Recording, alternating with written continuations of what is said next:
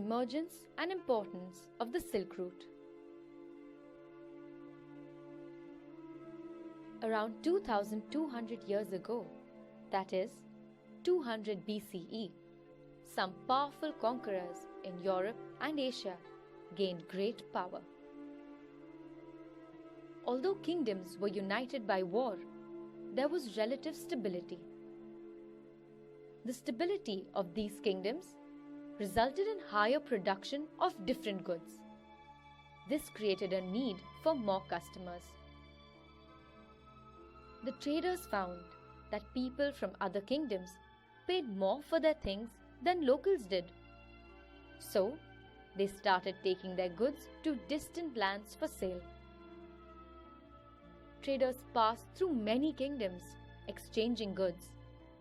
They endured long and difficult journeys because they gained wealth from trade. One such network of land and sea routes was later named the Silk Route. Why did it get that name? The technique of making silk was discovered in China around 7,000 years ago. It was kept a secret for a very long time, as they did not want anybody else to produce silk. Local traders started to transport silk outside China for sale. People in other parts of the world really liked silk and were ready to pay a lot for it. So the traders traveled even farther to find more buyers.